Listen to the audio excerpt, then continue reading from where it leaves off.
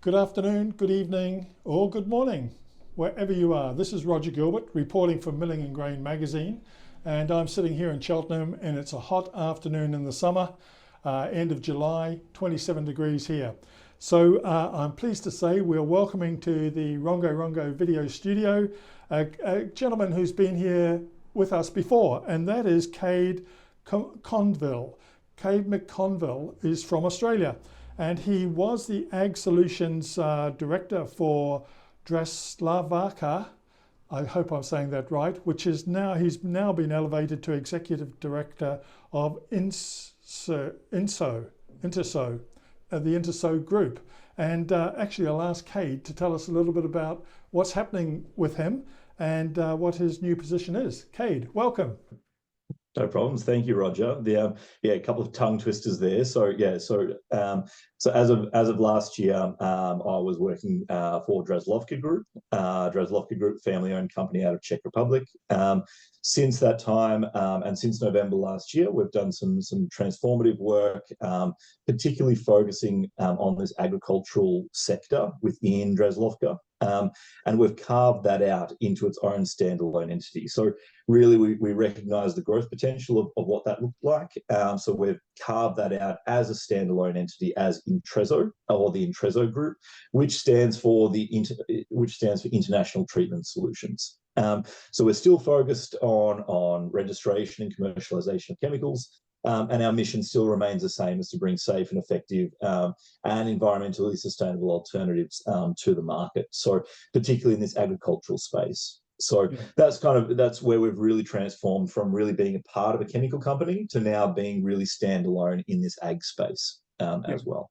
And last time we spoke, you outlined changes that you felt should be materialising in the area of fumigation and fumigants, and we want to be clear about that. Why is fumigation so important to us as a grain industry, Kade? From a food protection perspective, globally we're seeing a huge amount of food damage and therefore food losses within the supply chains. So fumigation has always been a very fundamental part of the supply chains of the grain industry in general. But what we're really seeing now is a lot of those legacy chemicals which were being used have some fundamental issues in behind them, whether that be efficacy, whether that be efficacy, effectiveness, or be it environmental concerns. A lot of these things can play into, again, the overall feasibility of those chemicals, and how right now we're at a really fundamental point where some of those chemicals need to change. We need to be pushing forward with new innovations, and we're really this industry is quite stagnant and has really been reliant on these legacy chemicals for so long that it's almost become a little bit of complacency in industry. And I think that right now we're at the forefront of an innovation cycle of new fumigants into the market. And we hope to be able to bring some of those and commercialize some of those into this sector. So what makes these legacy chemicals outdated, do you think? Is it just the lack of up-to-date research on these products, or is something fundamentally changing? There's a number of, let's say 3 or 4 points here. There's really the trifecta of efficacy versus environmental sustainability versus human health. And those three things, if we look at the legacy products which are on the market right now and have been used in the grain industry for a long time, we've got things like, we've got phosphine, we've got methyl bromide, we've got sulfuryl fluoride, and we've got heat four key products or services in the sector. But when we look at those products, they have all been used, let's say phosphine or methyl bromide have been used for so many years that the actual data which supports the ongoing use of those products is very, very limited. And what we're now seeing is those same kind of effects also affecting sulfuryl fluoride usage as well. Sulfuryl fluoride usage is a little bit different in the fact that it's more affected by the environmental sustainability element. So as we start to see more of a green approach within industry, more of a green approach in general within society, we will start to see more and more pressure on legacy chemicals, which are fundamentally, let's say, poor for the environment. If we look at sulfuryl fluoride, we're looking at every kilogram of sulfuryl fluoride is 4,630 kilograms of CO2 equivalency. So that's a huge CO2 volume per kilogram of product used. So but these are things that maybe 10, 15 years ago were not so prevalent, were not so much scrutiny in behind it. So now when you start to see multinationals, you start to see the Cargills, the Suptons of the world, who are really looking to have a much more environmentally sustainable ESG profile within their businesses. They need to start looking at how their fumigation practices, be it methyl bromide, be it sulfuryl fluoride, even phosphine, are being portrayed or being seen within society, and how they are affecting that profile as well. Well, just in recent times, I mean, that's a great catch up, and I think it puts it in perspective. But what brings it to the attention now is that recently the EU met to discuss these types of products, and there was a question out there of banning or bringing into question the use of some of these products. Can you put a bit of background around that? Yeah, for sure. So in particular, European Union, you have two different types of regulations. You have a biocidal registration, or you have a plant protection product registration. Recently, sulfuryl fluoride has come under a lot of scrutiny in regards to their biocidal registration within the EU. What that has meant is that a lot of they requested more data, and there was basically no data or limited data to be able to support the ongoing usage of that product under biocidal registration. So that's not to say that there's anything wrong with it. That's more to say that the data just wasn't there. So I think that in that way, the European Union have decided, or not decided, they're in the process of decision making in regards to the outright non-renewal. So it's not a banning of the product, but it is a non-renewal of the product as of the 31st of December this year. So, and that will be that, and that's for biocidal usage. However, the challenge that we now have is that sulfuryl fluoride is also registered as a plant protection product.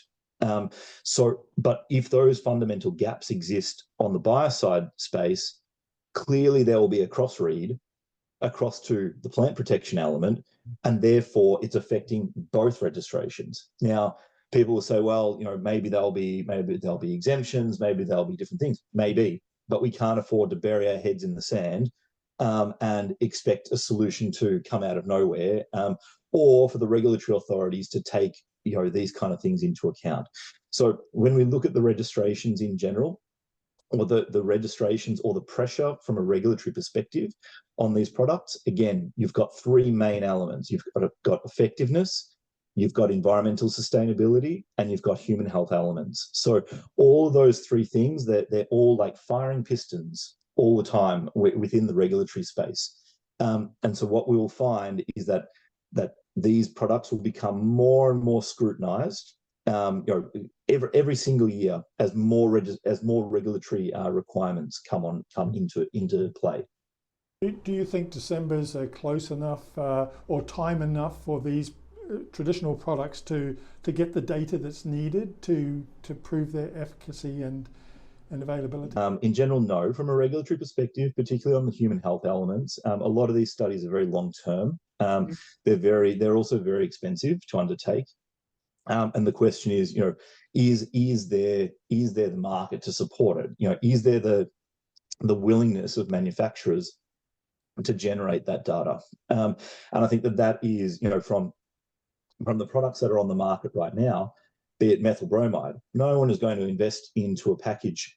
Methyl bromide can't be used in European Union, by the way, for these purposes, but using it as an example, if you've got many manufacturers, no one is going to go out on a limb in order to be able to generate data, which is then going to support somebody else as well. So, and there's no collective, of these companies trying to generate that data. So time-wise, there is absolutely no way that the timeframes can be hit by December the 31st. Now, if we look at Germany in particular, Germany is a very good example where we've been doing some work in Germany and trying to understand the regulatory pitfalls there, because what we can't afford for within Europe in particular is a vacuum to be created. And what I mean by a vacuum is the same thing happened when methyl bromide was phased out. All of a sudden, methyl bromide was phased out in Europe, and then they were left with nothing. And then there's a vacuum created, and that creates food insecurity, right? And that's what I believe will happen in the same space with sulfuryl fluoride. You can fight for something as much as you want, but you're literally whipping a dead horse, right? People need to innovate, they need to change, and they need to be seeking alternatives. Do you think the industry, given the existing industry or new players in the industry, are up to the challenge? That is innovative enough to find replacements for these products? Look, the thing is that the replacements already exist. It really comes down to three parts. You've got the manufacturers who clearly are the ones who are really pushing for their products to be in the market. You've got the customers themselves, who, yes, if you look at your big multinationals, they're saying, yeah, we probably need to look at something as an alternative, and they need to be pushing for those alternatives as well. The third element there are the regulators themselves. So, the regulators themselves have not been registering fumigants for many, many years. So many of the people who have been involved in the registration of fumigants in the past are no longer even in these systems. So we face the same thing in Australia at the moment. We are registering a product, but we are teaching them how to register the product at the same time, because those same people are not involved in fumigant registration all the time. So I think that's why, when you've got the three elements of, manufacturer, customer, but also the regulator, those three have to work together cohesively. But right now there is such a disconnect there, and that's, I suppose, what we're trying to do, both as a manufacturer, but also, trying to work with industry to say, look, alternatives already exist, but what we need the pressure coming from both of our sides up to the actual regulator, for the regulator to be able to make a decision. The regulator is always conservative in their approach. They'll look, in the end, they're government, so they're going to take a standoff approach. They're going to say, not in my cycle. I'm not going to be the one to rubber stamp this one. And then it just flows on to the next. And I think that's where we need more pressure within industry to be able to push that through. So sort of like just a thought from my side, is it worthwhile bringing regulators, customers or users together with manufacturers? I mean, there's Codex Alimentarius, for instance, that sits down in Rome and that deals with anything that's traded internationally in the way of food products or related. There's the International Feed Industry Federation, which has an annual meeting with these are food regulators in Atlanta, January each year. I mean, do you think there's a call that these three groups should be brought together in some way? I believe so. Like we do a lot of industry and a lot of industry body work and a lot of presentations in this space. And I think that, from my perspective, when I'm presenting to these bodies, clearly it comes across as a commercial interest from our side. We're very much in a space to say, well, look, we have alternatives, but ultimately what we're trying to do is make it so that industry has an alternative should there be a banning or should there be a non-renewal. And I think that industry needs to be aware of what the changes are actually happening. And that's what's not clear right now. I think that we're in like a really grey area regarding the regulations of fumigants in Europe right now, and globally, as to, at what point in the cycle are we? Where are we? Like, until only the other day, many people didn't know that the sulfuryl fluoride plant protection product registration is expiring in October this year. What are they going to use? right? Maybe there's a renewal, maybe there's another process, maybe an administrative, like an administrative renewal. We don't know, but no one is aware of these. And I think that that's where, Germany could just turn around and they could say, no more sulfuryl fluoride. We don't know. Industry doesn't know. But we keep on, again, burying our heads in the sand to say, oh, well, it's okay. Someone will sort something out. So, I think that that's our challenge right now, is to say we need to be at the forefront of this and actually pushing it. So coming back to your point, the industry bodies and the industry representation is very, very important. We do approach Codex, we approach the other parties in order to get the message out there, but it needs to be a more united front in some ways as well. And you mentioned earlier on that there are multiple products out there, replacement or new products out there that are obviously going through the same hurdles that you're going through. Do you think that these new products, when I say stand a chance, do you think they will come to the fore and be accepted more readily as a result of climate change? 100%. We've already got some proof points of that. Particularly with this the biocidal non-renewal, which is pending in Europe. We've really seen a massive uptake in blue fume, which is our product. So blue fume is stabilized HCN. It's a product which has been registered, but it hasn't really had a huge amount of uptake up until now. Because sulfuryl fluoride has been there, its legacy, people have always been using it. But since these non-renewals have really been discussed and brought forward, now we're seeing a huge amount more interest. We've seen a 300% increase in volumes in Spain. As an example, we've seen a huge uptake of blue fume in Spain. We see a lot of people moving towards this purely from an environmental perspective to say, look, you've got proven efficacy, it works the same, but it doesn't have the environmental impact. So blue fume in Spain itself is a good news story for us. We're seeing it definitely through Slovenia, through Romania, Bulgaria, Hungary, where the same thing is happening. We're seeing a bigger uptake there. South Africa, great example, where they have sulfuryl fluoride registered. They also have methyl bromide still available there.